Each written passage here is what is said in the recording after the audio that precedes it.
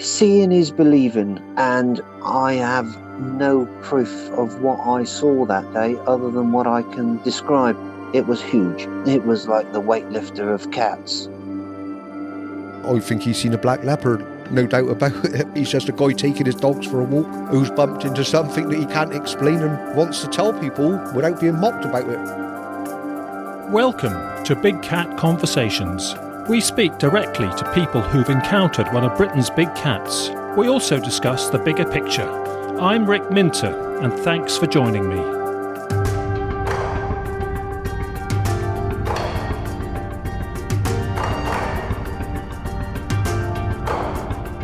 Hello and welcome to episode 33 of Big Cat Conversations. Our first guest is Paul from Essex. And before our interview, we are going to begin with a clip from a live recording made by Paul on site when this event happened just recently on 16th of August 2020 in South Essex, where Paul lives. So here is Paul speaking into his mobile phone just after he had taken several photographs as the animal was moving away a bit in the gloom at dusk. Okay, the time is 20:55, Sunday the 16th of August 2020. I've just taken a series of photographs of what I believe to be a large black cat. I took a bunch of photos and I've basically turned the car around to shine the light into the field. I can just about see the top of this cat still, but it's just not good enough for video. I think I've got some half decent pictures on camera. I'm very reluctant to walk into the field. I'm a licensed radio amateur. I came up to the top of the hill to try and work some other stations, and then this thing just walked across the field right in front of me, bold as brass. You can probably hear it in my voice. I just wish the camera was better. Maybe with a bit of jiggery pokery we might be able to pull something out of the video. I can see it's ducked down in the field. So basically what happened was, from where I'm standing, I am facing west or thereabouts. I just came out of the car to change the antennas over and it started walking across the field in front of me. It is, I'd say, bigger than a spaniel. It's just slightly shorter than a Labrador, but it's long and it's got like a really, I don't know how to describe it, like a tubular tail. I know this sounds hokey because I'm actually interested in big cats and listen to some of the podcasts. So I'm filming this as evidence, a witness testimony that this is happening. I can't believe this, my stomach is going over. And I can still see the top of it. It's like a hump in the field. The field has been sort of freshly harvested, so it's actually quite low. I think the stalks are probably about 5 inches tall. I would dearly love to go over there. Okay, it's now moving towards the hedgerow.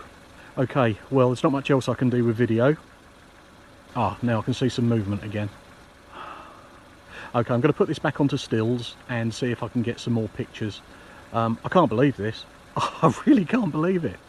Absolutely shocking. Okay, I don't know what the time is now, but I'm going to sign off the video because I just can't see anything. For the benefit, actually, of this, if you see that white light, so there are 2 white lights currently.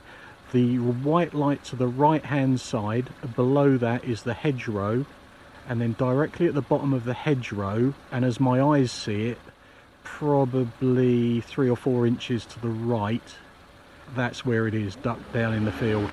Right, okay, I'm going to stop videoing now and see if I can get some more photos.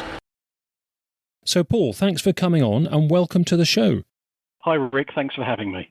Well done for recording that we've just heard.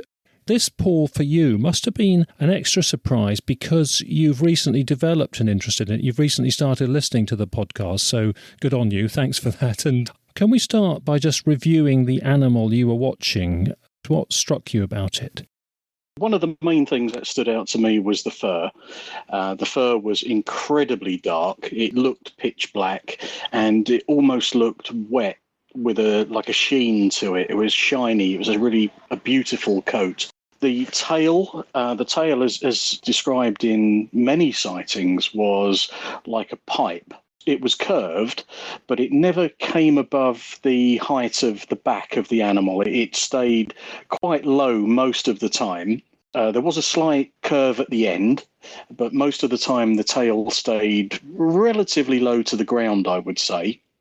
As far as the sort of the lines of the cat, the head stayed below the back as well, but not markedly so. It just didn't raise above it. So you could almost draw a direct straight line from between the ears directly along the back of the animal. And the only thing that broke that was an undulating area above the front legs, the shoulder there. So that was undulating as it was walking forwards and was really quite noticeable.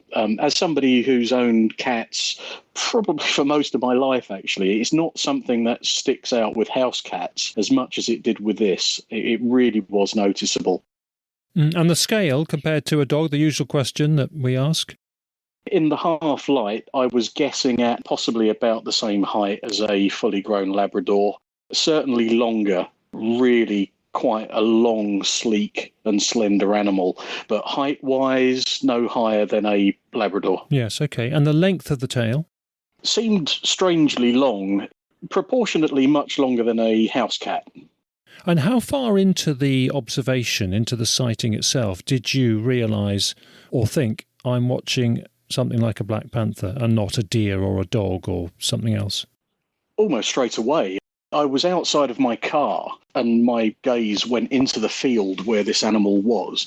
Because it stood out against where the crop had been cut, so it had recently been harvested, it was a perfect silhouette really against the backdrop of the field.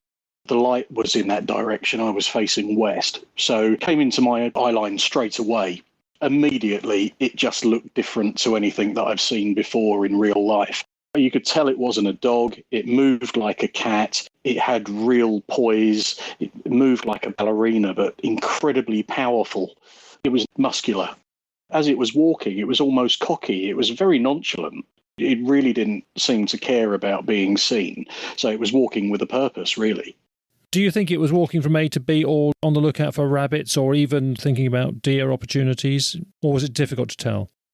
So thinking back on it now, when I first saw it, it just appeared to be walking to a place. Certainly just after halfway through the sighting, and I should say I had it in my vision for approximately 15 minutes, so it was a good long sighting. At one stage, it sort of ducked down and appeared to be stalking, but that didn't continue for very long, so whatever it had seen either moved off, but I couldn't see what it was looking at. That was one of the noticeable changes in movement. To start with, it appeared like it was just moving from A to B. I did something rather silly about halfway through the sighting, and I just shouted "Oi" at it, as you do. How disrespectful, Paul. Yeah, well, indeed, I was quite rude. But it got its own back. It turned to face me, and I noticed how slender it was across the body as it faced me. It was in silhouette, so I couldn't really see the face that well, but it sat down on its hind legs and just stared at me, really. I felt rather silly for shouting "Oi" at it and decided not to do it again. You felt far enough away to take that risk, did you? Yes, I mean, thankfully, I went back the next day and actually measured how far it was. So I'm happy that I would have been able to make the 10 feet back to my car.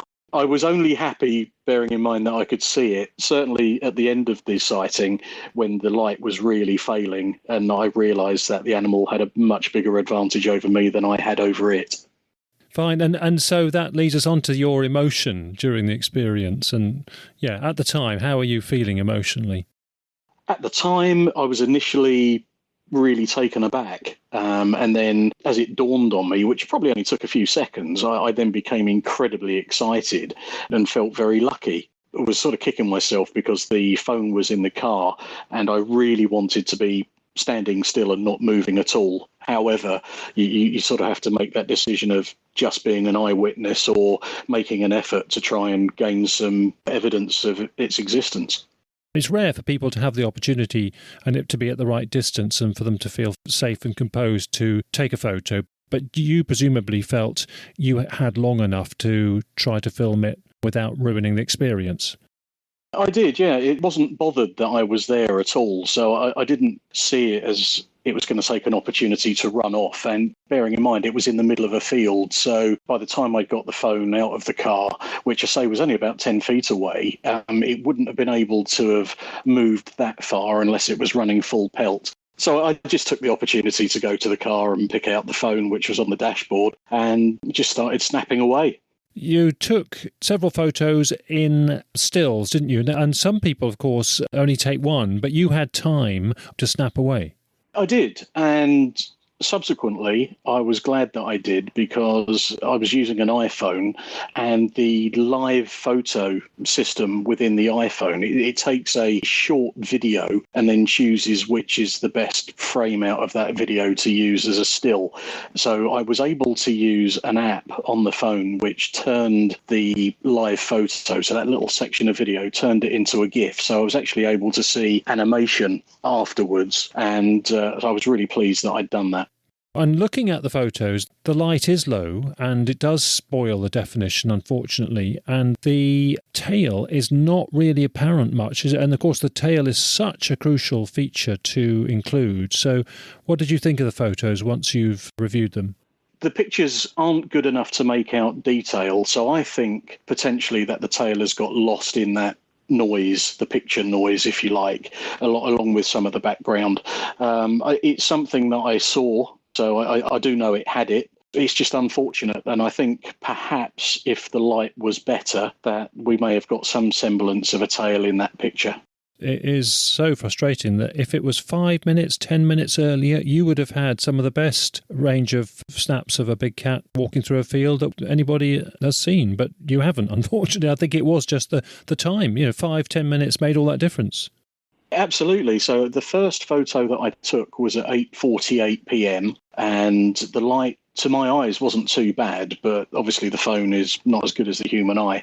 And I was really kicking myself for not having a decent camera with me. But in fairness, I never carry a decent camera. I'm assuming that it had broken cover to go and eat. I think you told me previously that that's a time of day where the animals would go to do that sort of thing. I guess I was just at the mercy of the light. Yeah, 15 minutes. Yeah, that is one of the longest sightings that I've known. I did know a couple in the Stroud area, Nailsworth area, many years ago, about 10 years ago, have a 13-minute close-up watch of one. I think it was half the distance away, but that was in the days before most people had mobile phones. They reckon that one was foraging for rabbits because of its behaviour. It was perfectly aware that they were watching. They felt safe, and they went back several times. I know you've been back, and it's pot luck, isn't it? People rarely see them going back, but when you go back, you take a better quality camera. I did exactly that. I came home, charged up my Canon DSLR, and then went back 45 minutes earlier than my sighting on the next day, in hope that anything around me that had been disturbed by my arrival would have calmed down, in the hope that it was taking the same route again. What I found quite interesting about it, in sort of comparison to the original sighting and then going back in daylight, is that I thought it was approaching another hedge in order to follow the line of the hedge. However, once I'd gone back in daylight, I was able to see that what I considered to be the hedge was actually unharvested crops. Mm-hmm. So it could have carried on in a straight line through that field afterwards. But the reason it stayed in my sight for so long is that as it was approaching the line of the crops, it just sort of was squatted down, really. So I was able to see the top of the body. It was just slightly in dead ground over a brow, but I could see it. Yeah, it just wasn't bothered about my presence at all.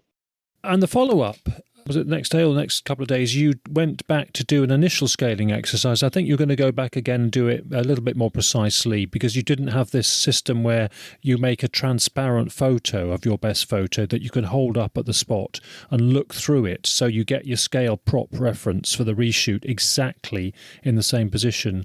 Can you explain what you did and what initial hunch you have about the scale?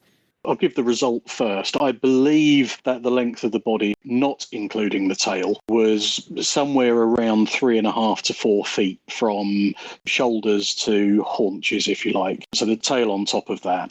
So to explain how I did the scaling, I took my daughter with me and gave her the phone that I took the pictures on, and basically got her to talk me through the field whilst looking at the pictures. We decided on one particular still that we were going to use, and she talked me into that position, and I'd taken with me a black plastic barrel that I usually take kayaking.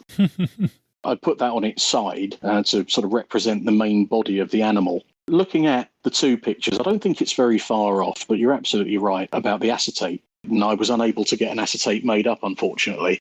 It's certainly still on the list of things to do. I'm reasonably happy with the scaling that we've done so far, and I appreciate that angles and lighting make all the difference. In fairness, I think the length of it probably came up slightly shorter than I thought it was, but it's interesting to see what difference the lack of light makes to your perception. Yes, but it's still in the zone of what it's pretty much in the order of magnitude of, that you were considering, isn't it? Yeah, it's not far off at all. And I'm glad I've done it, because even if it had managed to disprove the sighting, I would have been happy in the knowledge that I hadn't seen something that was a big cat. Albeit, I'm very pleased that I've come away with it thinking that I have. Yes, sure. Looking at pictures of black leopards, which I had since, I mean, when I first saw it, I was thinking jaguar or panther, and unfortunately, I didn't really know what they looked like. So, and certainly the sizes weren't the same. But looking at a black leopard, and certainly looking at various pictures on Google and videos of them in the wild as well, I'd say it was pretty spot on. So whilst it might be on the smaller side, it certainly felt right. Yes, and they can vary. A female one would be just a little bit bigger than a Labrador, and a male would be considerably more like a long-stretched German Shepherd, or even a bit bigger. So they can vary depending on their diet and age and gender. You didn't get any impression of the gender at all, did you? Certainly looking at the way it moved, it was incredibly graceful, which I'm assuming is common to both sexes. It was just beautiful. It really was beautiful to watch. And you spoke to a local stable worker or stable owner, didn't you, about it the next day? I was trying to trace the owner of the field, and opposite the field is a livery stables, and so I popped in and spoke to the lady there. I said, can you potentially tell me who owns the field? I'd like to go and speak to them. And she says, well, I do know who owns the field. What's it about? Quite defensive, really. So I just told her outright. I said, well, I was up here last night, and I believe I had a sighting of a very large cat that sort of concerned me, and she didn't bat an eyelid. She did not seem surprised in the least, which I thought was incredibly weird. I gave her my telephone number and my name, explained what it was all about, and she actually spoke to the landowner while I was with her, and the landowner promised through her to contact me to discuss it. So after sending her my details, I never heard a thing.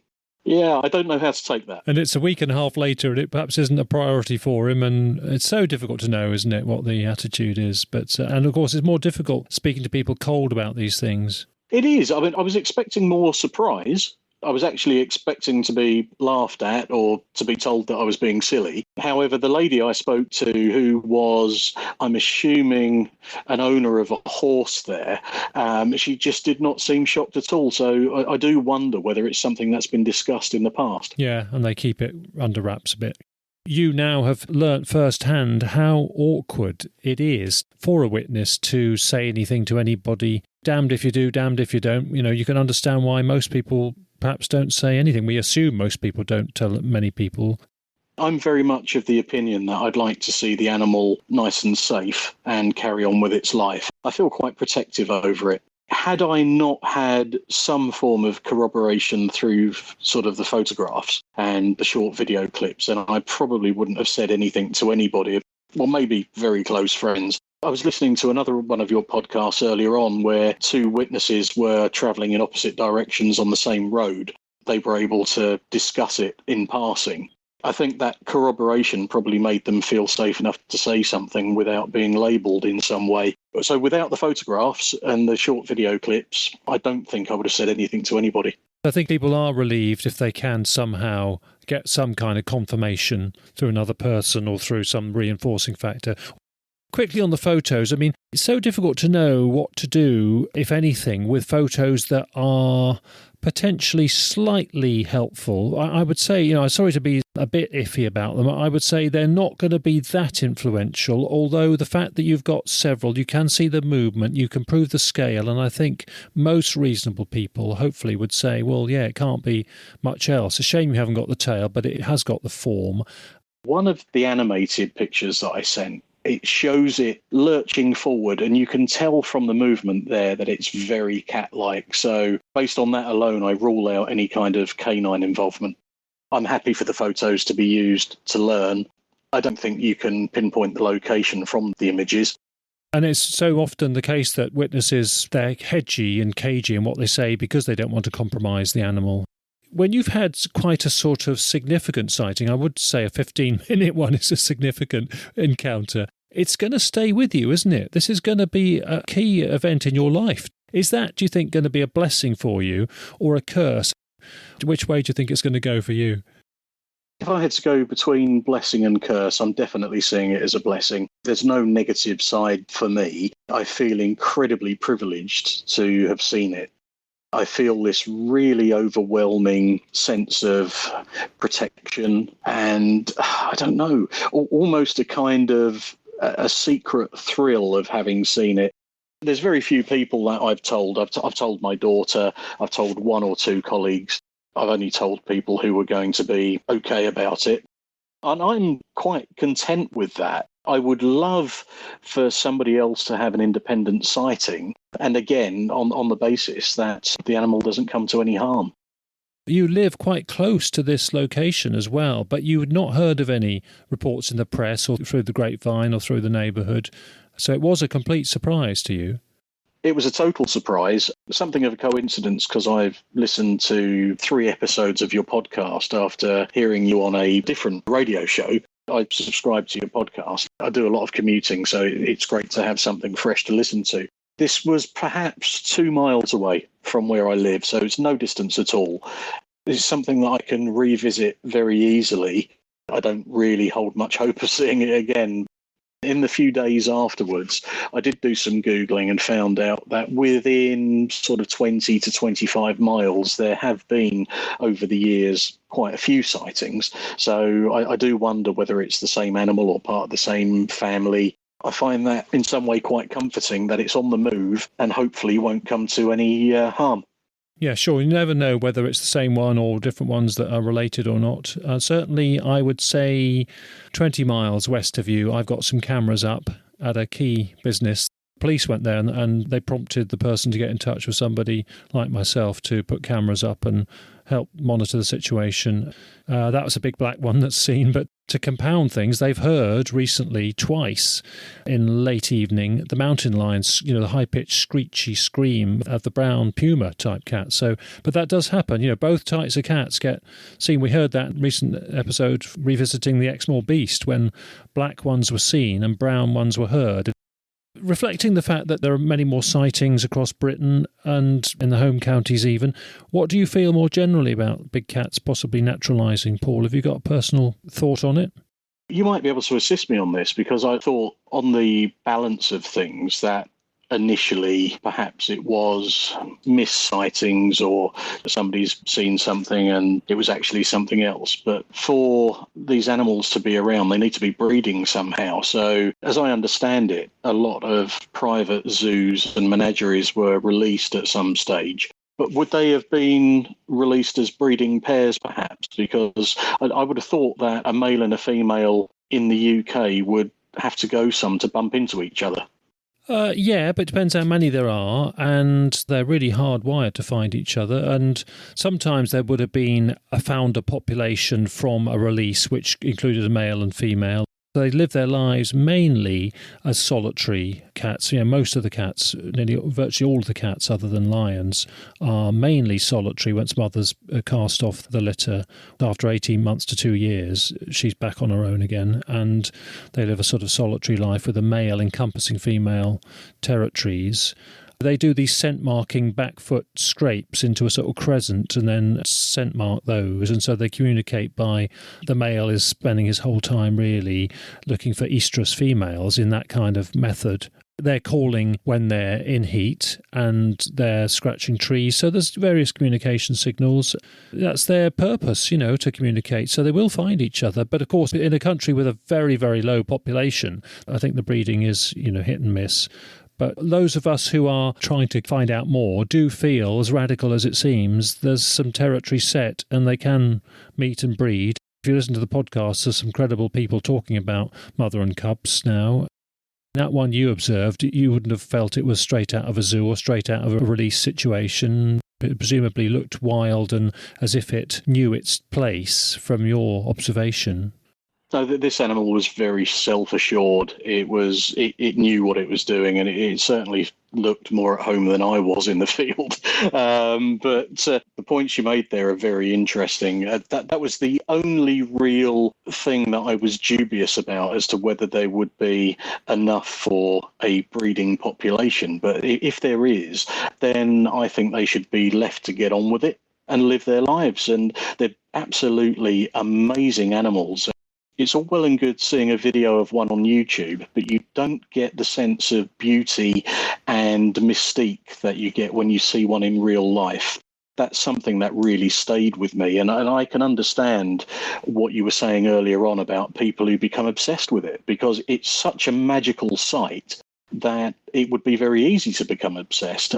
I was incredibly pleased to have that experience for myself, and that's going to stay with me for a long time. What would you think, though, if one or two are causing a bit of hassle? Does that affect your opinion on them? When it comes to predating upon sheep or deer, so I guess with deer, we only really know that a deer gets taken if we find a body. With a sheep, I'm guessing they stay within the field where they're taken. That's going to be a matter for the farmer. And I feel bad for the farmer, but equally, there are all sorts of things that will take a sheep down and end its life. And this is just another thing. There is a benefit to all of the species existing together. Anything else you want to say? Any other reflections you've had that we haven't covered? I would love to see another one. I think that the chances against it are probably quite slim. I'm just touched by the whole experience, and I'm really grateful to have the opportunity to tell you about it. Well, that's lovely. I think if the farmer, the landowner, does make contact, Paul, maybe talk about whether they'd be interested in putting up trail cameras. That's the way, really, you could investigate it further, particularly if it's so close to you, and you could probably work out the most likely entry and exit points that it would use, looking for deer trails at the margins of that field. If it comes back, where's it going to go? Where's it going to be funneled? And install a trail camera if you get permission from the farmer and keep in touch with them about it. That's what I would do in your shoes. There's nothing stopping me going back and taking another punt to try and contact the farmer. There's some woodland in the direction, actually, that it was going, and there's plenty of muntjac floating around in there. It's not going to be short of some food. Yeah, it would be intriguing to know how far it does go. That's what we all agonise about. But when's it going to come back? And if it does come back, if you've got a camera there, then fingers crossed. Absolutely. Great. Well, Paul, we're so grateful to you for sharing that with us. Well done for recording that. It was a lovely start to the show by hearing you live at the time. And please get back to us if you find out any more that we need to hear about. I'll keep you updated, Rick, and very grateful for your time on this, and also for the advice that you gave me over the intervening days. It was really helpful to investigate what had gone on there. Great. Good luck with everything, Paul. Thanks very much indeed. Take care, Rick. And you. Cheers.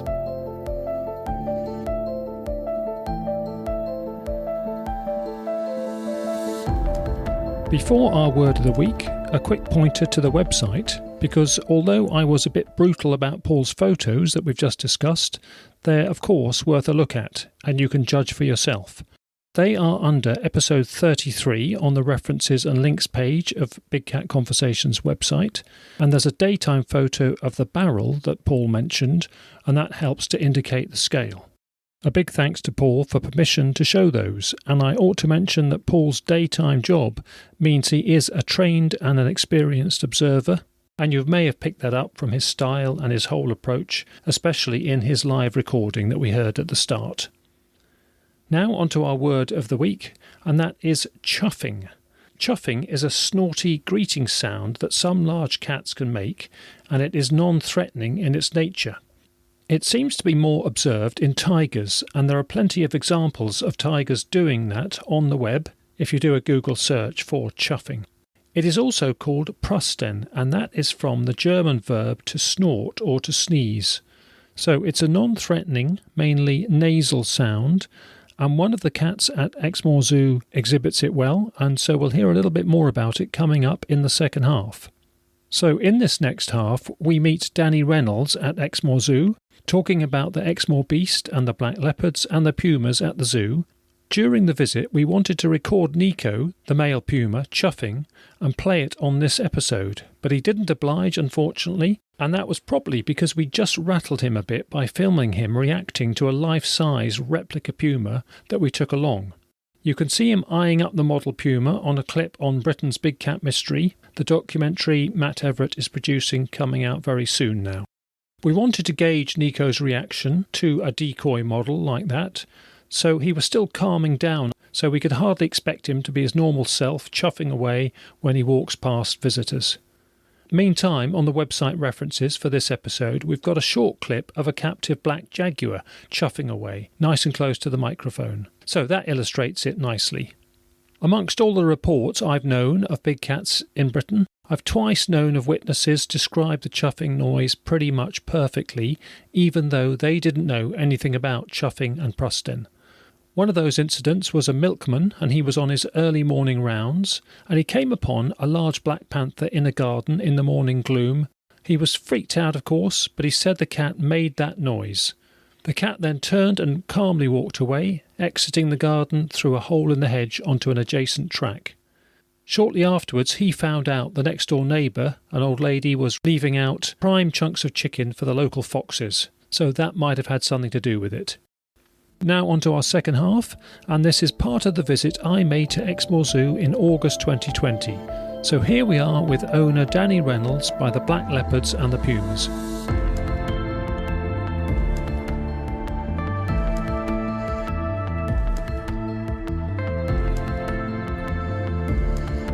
We're here at Exmoor Zoo on the 1st of August 2020 after a busy day of hosting punters in post-lockdown period. So everybody's had to wear a mask in the entrance shop and cafe, but outside they don't need a mask.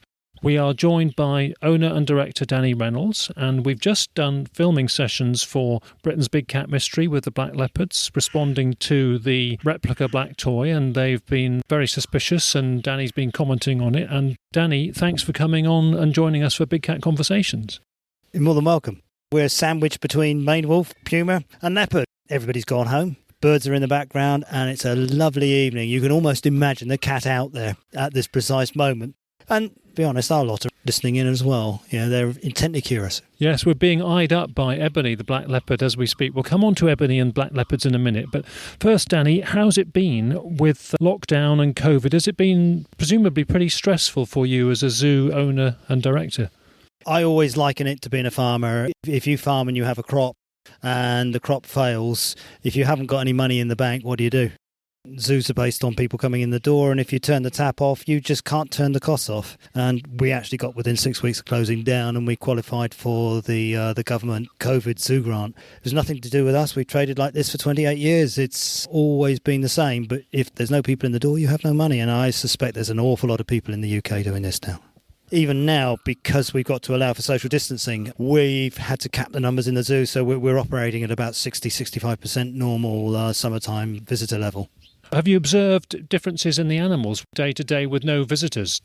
100%. I mean, now the animals are relaxed. They've had the people come in for the last 3 or 4 weeks, and their behaviour is reverting back to what it has been for the last 20 years. While there was nobody around, initially it didn't make any difference. Then slowly but surely they started interacting more with the few keepers, and all of a sudden they were really interested in what was going on around them because there was no entertainment taking place.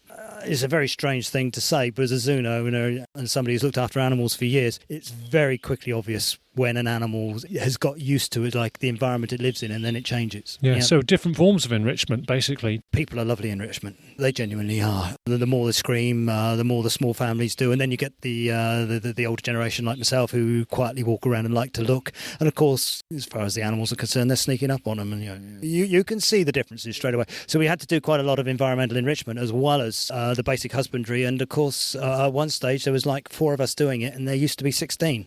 It was really hard work, but the government grant allowed us back to a reasonable number so we could look after the welfare better. Luckily, the weather held. I don't know if you remember the COVID break. It was really very, very warm for the first 6 weeks. Like an early summer, and now we've had a bit of an early autumn, haven't we, in July and August? We have. We're back into the typical Devon summer. Great. Now, we're here by the Black Leopards, and you promote them as the Beast of Exmoor. How do you find that brand? Do people respond? Is it a resonant brand? Is it good for promoting the zoo, and are people alert to it? I think so. The myth or the legend of the Exmoor Beast has been around for a long time, and it's a little bit like folklore. For those who've had the experience of seeing a big cat in the wild, they've often, perhaps reluctantly and very carefully, talked to other people about it. And the consequence of that is there's enough background interest, even from people who don't believe that there's an escaped wildcat, for them to come and see what perhaps somebody that they know may have actually seen in the wild. And in the wild, in this case, we're talking about the UK instead of, Southern Africa, India, Australia, apparently. I just briefed Danny on the Australian situation, which he was unaware of. He'll have to listen to episode 10, Danny, on Big Cat Conversations, all about the Aussie panthers. So there we are. Back to the Beast of Exmoor. How do people respond to black leopards as exhibits and specimens in the zoo? There's certain iconic animals which zoo collections tend to keep and traditionally have kept. Zoos today tend to keep more what is fitting for the environment they have. And the nice thing about leopard, particularly on the side of Exmoor, and moor means rain, means cold, means wind, is that leopards can quite happily take those conditions and they survive and breed well in the wild in many scenarios just like that. So here they actually fit quite well. And having the pumas right next to the leopards, which for me are the 2 Exmoor beasts, it's something a bit special, you know? Mm. Very few pumas left in the UK on exhibit, deliberately, because 200 years ago 1 or 2 crept into captivity and nobody's got the genetics of them, so we don't know really where they came from. And it's the same with the leopards. I mean, Zoysia and Ebony here are beautiful black leopards. They're well into middle age now. They're sort of 15, 16 years old. That's over half of their lifespan gone in a captive scenario. And they are the last pair of black leopards in the UK. It is as simple as that. Will they breed? Don't know. Would I like them to breed? Of course I would. But you've still got to find homes for everything, and it's very important. And a leopard lives till it's 25 in a captive scenario. So these 2 on exhibit, one of them being hand-reared, absolutely fantastic. So it means when you come in the zoo, you can pretty much guarantee you're going to bump into Zoysia, the big hand-reared male. And, okay, he wants to come out to play, so he tends to be right at the front, and he'll do a little bit of interaction with you there and then. But you'll come on a sunny day, he'll probably be lying down, and he won't care. He'll do what any other cat does anywhere else in the world when the sun shines on him. He'll lie down, and he'll just absolutely soak up the rays.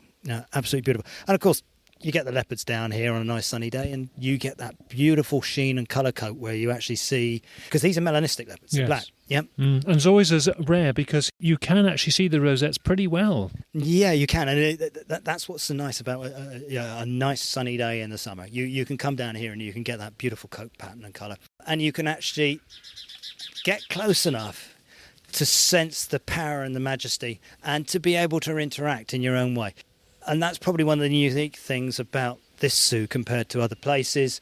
The environments are done for the animals. They tend to relax very, very well. Yeah, so we're standing next to a lovely little sort of meadow area, and we're hearing the birds flutter around, so it has got that sense of wildness enclosure, big bamboo, shaggy bamboo hedge by us, so it does feel a bit like an Asian situation, Asian environment, where Asian black leopards are around us. Yeah, I've been in Corbett National Park, and I've seen the dense rainforest in the jungle, and I know there's black leopards in there. Have I seen them? No, of course I haven't. No chance. Not in dense rainforest. Out on a nice African plain in a Jeep, yeah, okay. Yeah, there's every chance because they're used to that. But no, when an opportunity arises to not be near people, yeah, because they know you're dangerous, they don't come. In a zoo, it's a different world entirely. And that's why you visit a zoo. You meet animals you'd wish to see in the wild. Yeah, and I think that's the critical bit. You really do get a chance to get up close and see how big a puma actually is. Because it's not one of the big cats, a puma. No. Well, I was going to say that was the next. You cued the next question, because on the podcast, I often say how similar leopards and pumas and black leopards and pumas are. Now, I think you're going to say that maybe I oversimplify that, but I would make the case that they are. If you sprayed Fleur or Nico, the tan colour pumas behind me here, and put them in with Zoysia and Ebony, they'd pass as black leopards, wouldn't they?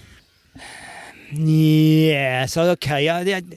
I'm not going to knock that in a general statement. The trouble is you're talking to a zoo director who's worked with both of them, and I can see the difference immediately.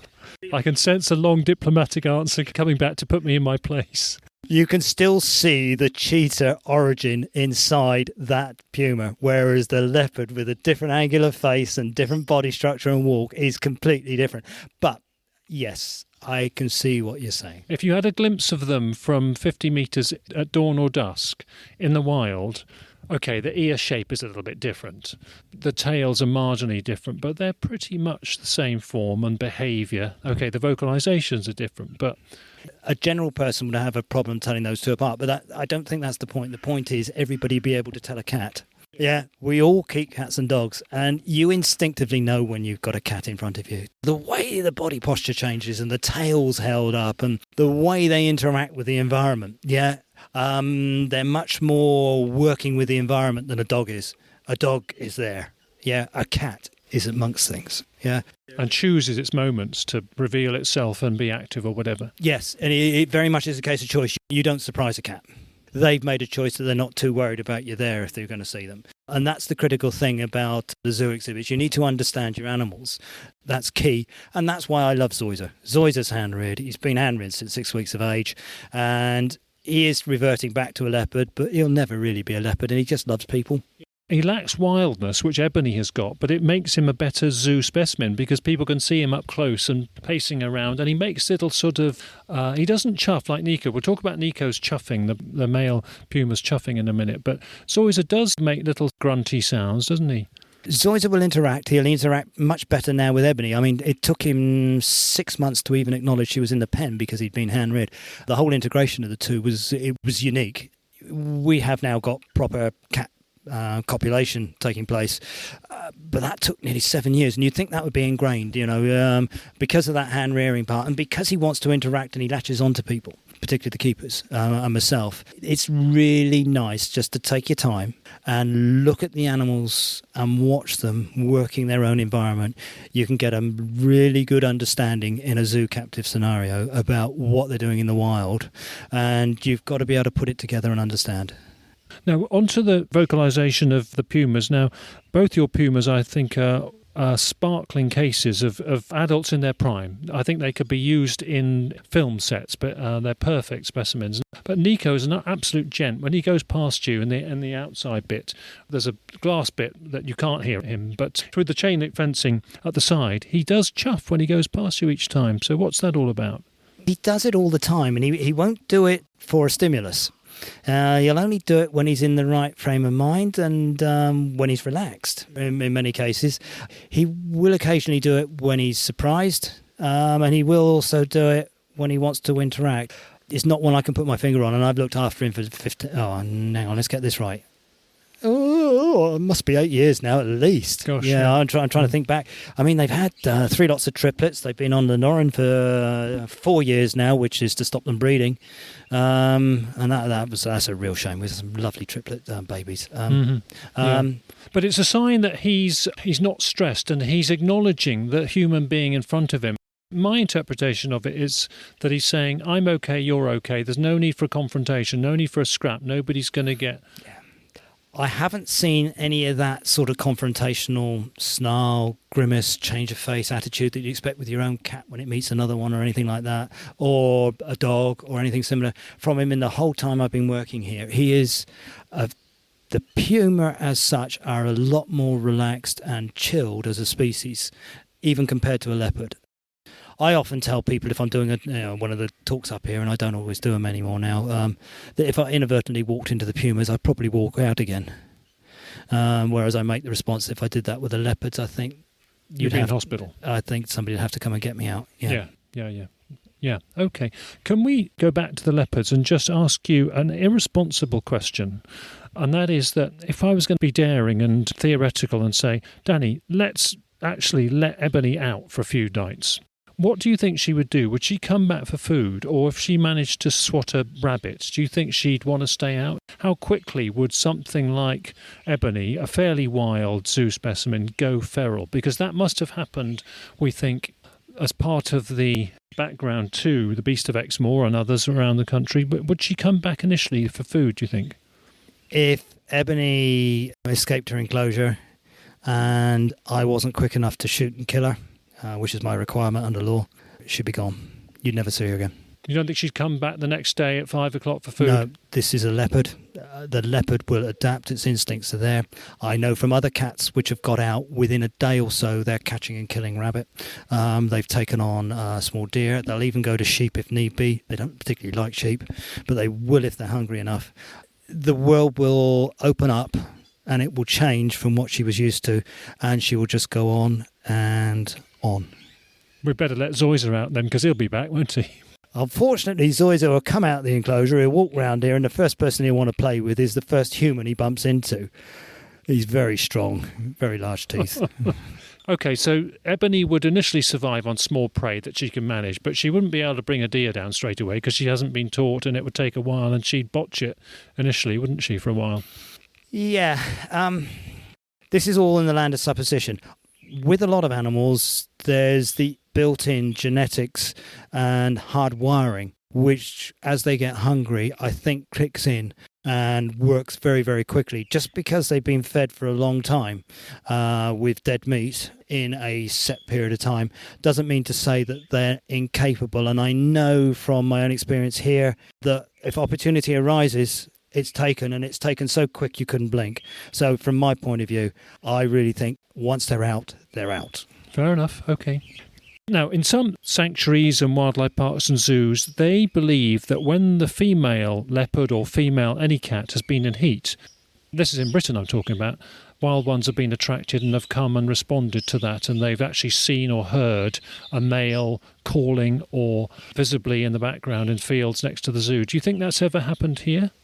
In all the years I've been here, 26, 27 now, with all the snow we've had and all the camera traps on the perimeter, all the opportunity from both puma and leopard, I can tell you, with the one sighting I saw back in 94, which was not really that close to the zoo, which was really rabbiting, I have never seen or heard of a leopard coming in contact around the perimeter of the zoo. Yet less than 3 or 4 miles away, people are telling me they've seen them pulling massive carp out of the local ponds. So you do get sightings in the vicinity, but never adjacent to the zoo because of the female in heat, you think? I don't think I've ever heard or have any knowledge of a leopard coming near or close to this zoo since that period and that one opportunity when I actually saw them in the wild here. Yeah, can you tell us about that? You think it was a rabbit warren that was attracting it, do you?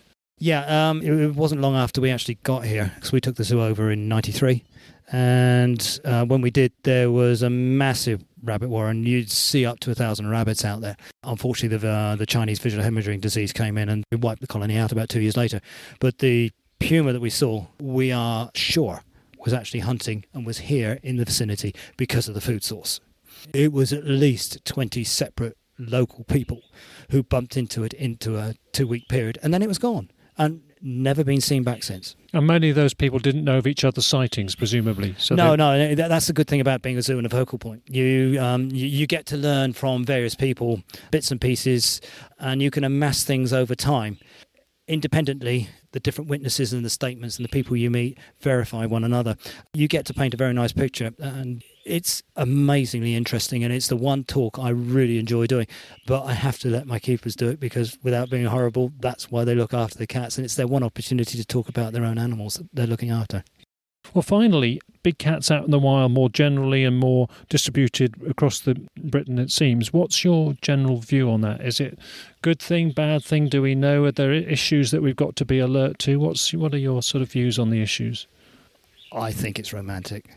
I know that's the wrong answer, but I really, really love the idea that hidden out there in the forests and in the hedgerows where you and me go for a walk, sliding around, making a living without being known, are at least a group of puma, probably some leopard as well. And it's going to take a long time before positive proof and the numbers are such that we start to take an interest, because they're not going to want to come into contact with you or me. They're not going to do us any harm. Yes, they will frighten the living daylights out of you if you're one of those poor unfortunate people that just bumps into them when they've made a decision that they don't care the fact that they actually see you. Yeah. And yes, if you're walking your dog and your dog reacts badly, and I'm really sorry, but I genuinely think it's nothing to be worried about because of the environment they're living in, because they respect you and they give you the fear that is due another apex predator like themselves. What about some of the issues of the occasional misbehaviour, like overdoing the sheep killing or taking somebody's dog? Do you think we just have to learn to live with those and support those people who have those issues to deal with? As a zoo owner, an ecologist, yeah, I really believe in the cycle of life. I'm not a Hindu, but I love the religion. The Indian and Asian people have had to deal with tiger and leopard for the whole of their existence, and they have managed to do it. Yeah, one or two people go and kill them, one or two cultures, but the majority of the cultures live with them, around them, and they accept it as part of life. And we share this planet with the animals we live in. And for me, if something can make a living and a life, yeah, around you, and it doesn't interfere, then let it get on. Enjoy it being there. Enjoy the beaver return. Enjoy the consideration of maybe wolves again back in the UK. I know it's going to upset the farmers and people, but if we want it and we can afford to recompense the people concerned, then consider it, because it was here and they were here before we even stepped onto the shores of the United Kingdom. Yeah, depending on how far you want to go back. Yeah. They're functionally so similar to the lynx, aren't they, really, the deer killer? Yeah, up here on the moorland you can see the effect of the deer. Yeah, you can see the numbers populate, and I know they're controlled by request with a rifle, but it would be so much better if it was done naturally and people could see that animal and enjoy being part of the landscape where the odd opportunity arose to bump into an apex predator. Mm. And in fact, you said you know it's going to annoy the farmers. I do think, in a way, farmers are not one homogenous camp of people. The views do differ depending on circumstances and approaches. I know many farmers who actually are protective of these animals, but doesn't mean to say they might be in all circumstances. If these cats were misbehaving, I think they might take a different view. But not all the conservationists, not all ecologists feel the same, not all farmers feel the same. No, I genuinely think lynx should be back within the UK. It would be so much prestige to be able to say, you know, in 50 years' time, I've got European, Eurasian lynx living on my farm. And just to be able to have them there, if it costs you a little bit of livestock, as long as it's not too much and it's compensated, I think that would be a wonderful thing. It would be a lovely legacy to be able to leave the rest of the people in the UK in the futures to come. Danny, I know sometimes you get phone calls from the police, sometimes late at night, asking you to check the leopard enclosure to see if your two black leopards are still in it. Why is that happening? It happens a little bit less than it used to, and it's happening because the police have decided that the witness views of the cats that they're being received from the public are credible enough that they need to take it seriously. When perhaps over a day or two, 3 or 4 people report in a very similar, in the police minds, credible view of a sighting, they have to start taking things seriously at that point. And one of the things they always do is to ring here and say, can you confirm? And they'll give me a police reference number and everything that you have your cats in. And often it's during the daytime and I know they're in there. But I still have to go and look because, you know, without being rude. But when they ring at night, yeah, in the pitch black, and they ask you then, you then get worried. Because there's always a chance that they're not going to be in there one day. You go in the pen, you check it, you're absolutely sure everything is okay. But, you know, you never know. Did I leave the door open? Have I left the door open for the first time in 30 years? It's always possible. So you come down with a torch and you have a look. And you try finding 2 black leopards at night in the dark with a torch when they want to hunt you. virtually impossible. And it's only an enclosed space with some bamboo in here. You can't find them. They go 3D. They go up in the air. They look down on you. They sneak round the corner. They're sly. They get in every bit of shade they can. And then eventually, when they've actually decided that you're no longer any fun, they'll come out and they'll go, hello. And you can hear them snarl. You can catch them in the torchlight. And I don't know if you realise this, but if you actually catch leopards' retina in torchlight, they actually shine back green. Now, the majority of animals I've known as a kid have always shone back pink, red. Or clear like a fox's. Precisely, yeah.